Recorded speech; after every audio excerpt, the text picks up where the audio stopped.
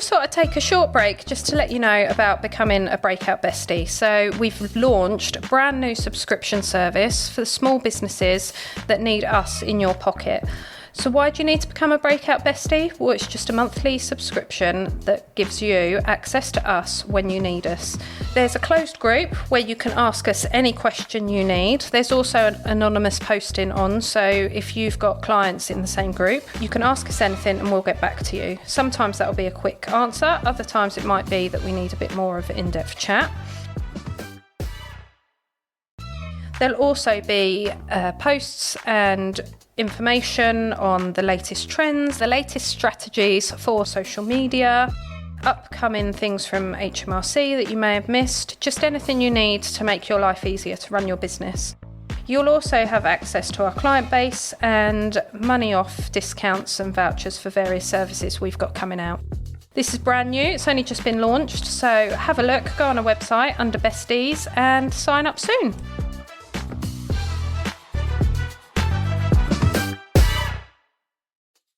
Would you type that out, write that down, stick it to the top of your forehead and walk around with it? Would you shout that out, stood outside your front door? Do you want everyone to know it? And that's how you gauge what's suitable to write.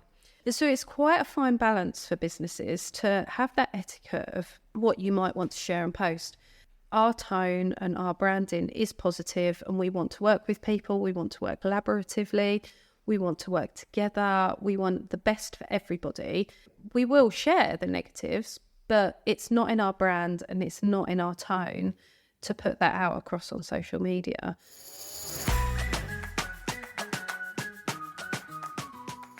Hi and welcome to Business Rainbows and Unicorns, where there's no such thing as failure if you don't try. This podcast is specifically for business owners or wannabe business owners. Say you've got a side hustle, or you've got a passion for something and you think it'd be absolutely amazing, or you see people that do amazing things with their passions and what they enjoy doing. Well, you can do that. So please subscribe and we hope you enjoy listening to this episode. Hello and welcome to Breakout Business Rainbows and Unicorns, where there's no such thing as failure if you don't try. So today I thought we'd chat about social media etiquette.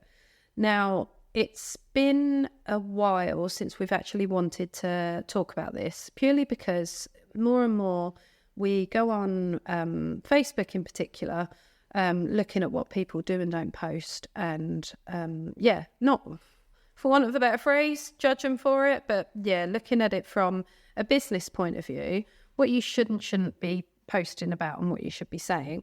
Now, we obviously have a different view of social media to Joe Blogs, because most people use it for catching up with family, looking at people's holiday pics.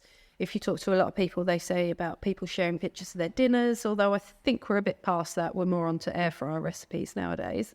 But it's a different view of looking at it. Now, we will, for want of a better phrase, critique social media and reach out. I don't necessarily reach out to people that need a bit of help, but if it's a business I know and love, I will always put suggestions in.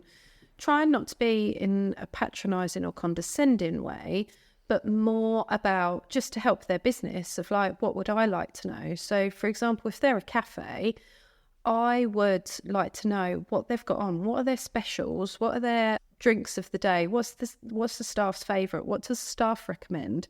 Because you're building up that picture and that reason for people to go in time and time again. Now, if you think for a special of the week or special of the day, your regulars will know your menu.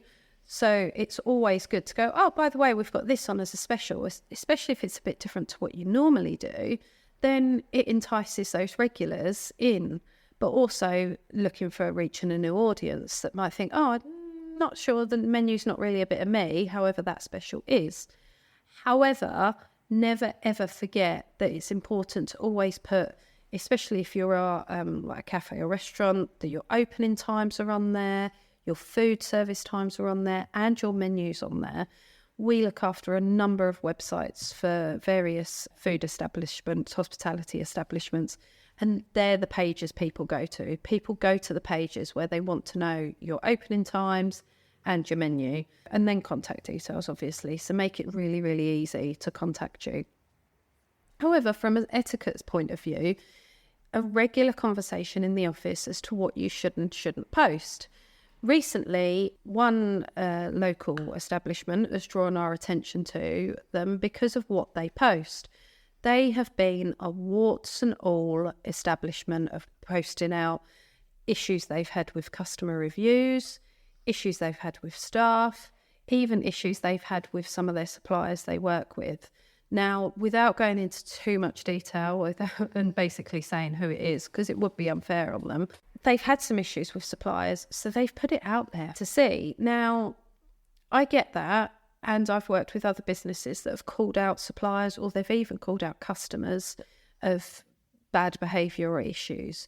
But there is a way in which you do it. Now, they have repeatedly put those issues, put customer issues, review issues, and also staff issues. Now, that's fine in some ways. So I sent a message to a cookie company recently in New York.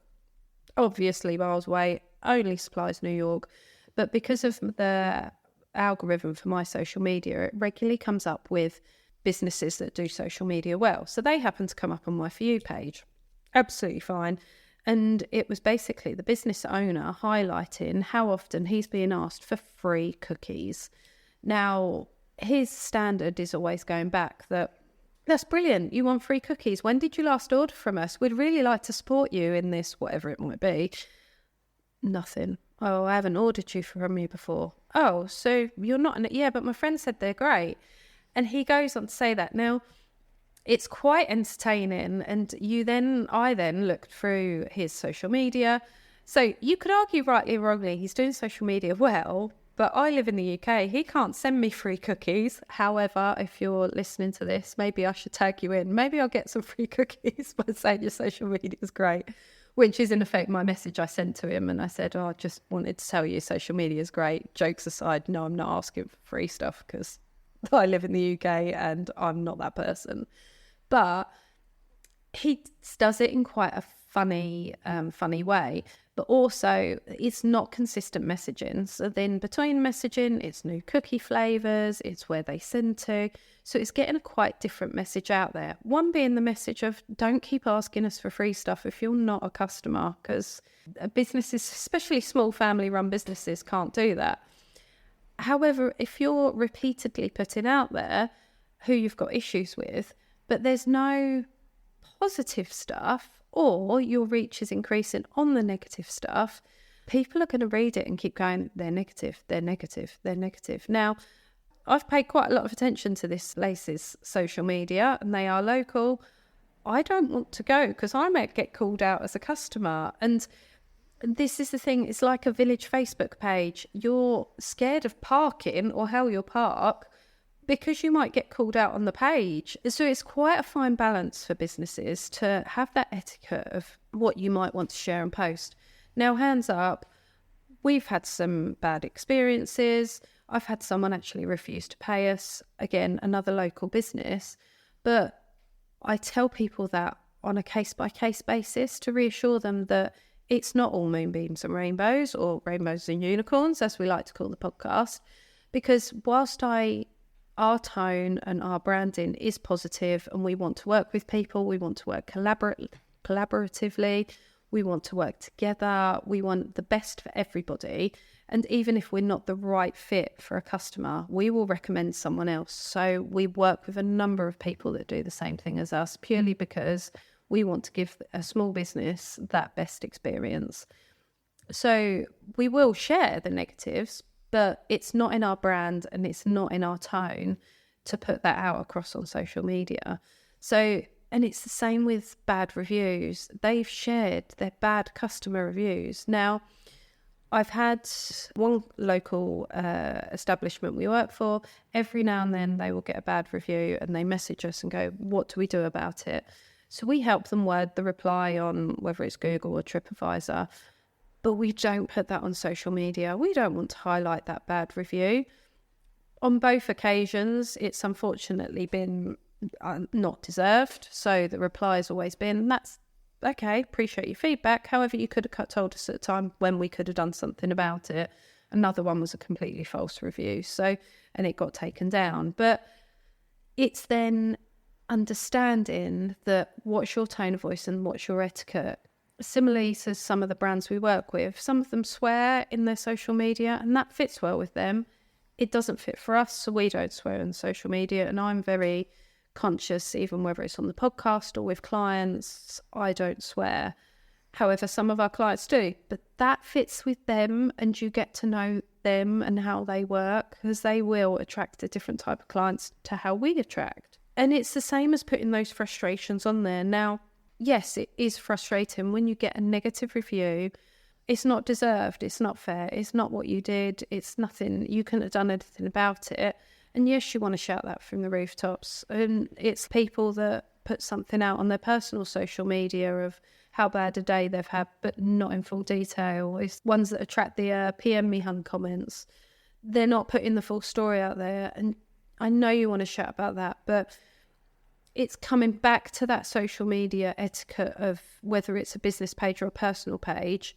Would you type that out, write that down, stick it to the top of your forehead and walk around with it? Would you shout that out, stood outside your front door? Do you want everyone to know it? And that's how you gauge what's suitable to write. We've had, and I've stopped using social media personally, so I don't scroll through and I don't look at stuff. I will post stuff linked to Instagram, personal pictures and that for family, but I've stopped using it personally because I will see things and want to comment, especially village Facebook pages, which are a gold mine for attracting some negativity. But because I manage a business in the village, there's certain views and there's certain things you can't put out there. It's like the age-old thing of don't talk about politics, religion. You don't go down that road, because our business serves everyone, it serves the community, it's here for the community. And unless you want to create that banter, that tone of voice, then you really need to err on the side of caution of what you want to post and whether you want it to be a standard joke. There's a tattooist in Glasgow, goes viral quite regularly because they post what people have sent to them. Can I have a free tattoo, please? Or they negotiate, well, my mate could do a tattoo for cheaper than you. They're fine. And they've got the banter. They find it funny. They find the jokes. And actually, I'm guessing if you walk in that tattooist, you kind of want to book with them because you know you'll have a hilarious time. And they want to attract the customers that value their work, that want to pay for what they do, the brilliant service that they do. So it's a difficult one. If you want to start posting about the bad customers, you have to be consistent with it. You can't just post one and call them out. That, in fairness, is unfair if you put it, depending how you word it. So it's erring on the side of caution on that one. But if you do and you want to go all in and make it funny, make it banter and call people out on their behaviour, because that in effect is what the cookie company's doing. They're calling people out.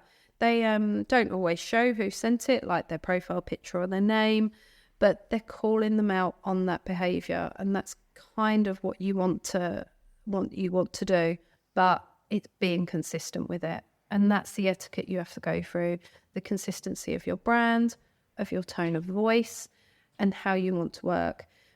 If you want to be professional, maybe it's not you behind your business, it's purely your products. Then you don't put anything personal on there. You don't put thoughts or feelings. You're literally just putting out your products day after day. That is absolutely fine. So it's a balancing act. So before you post next time, just have a think. Am I reacting to this emotionally? Am I reacting to this because I just want to rant about it? Because if you do, take a breath, maybe type it and save it to drafts, or type it into a note and then see how you feel about it in an hour, 24 hours time. Because I'll be honest with you, 9 times out of 10, you will want to delete it and just listen. So if you're not sure what to post and you want a bit of a helping hand, but you do want to do your own social media, we've launched the Breakout Insta Stars, which is now live, which is for the people who have your brand on Instagram and Facebook. you know what you want to post, but you just want those extra tips, tricks. Maybe every now and then you think you get a bit of feast and famine with it, or maybe you just get overwhelmed with all the online advice of what you should and shouldn't post. We've launched Instastars, so you get a daily tip or inspiration or trick of what to post, when to post, and how to post, just to keep you on track and consistent of getting those posts out there. Because sometimes you do lose enthusiasm, and that's when something happens and you might just suddenly post off the cuff or a rant or something that's just not your tone of voice or best for your business. So go to the breakoutservices.co.uk and look at Instastars, because we can definitely help, and we will be able to help you on your way and encourage you to post according to your tone of voice and your brand. Anyway, that in summary is your social media etiquette lesson in short. If you like it, then please give us a share, or if there's someone you subtly want to tell, like maybe it might be worth listening to, or even someone who says, I don't know what to post on social media, please share it with them. So thanks for listening, and like and subscribe, and we'll speak to you next time.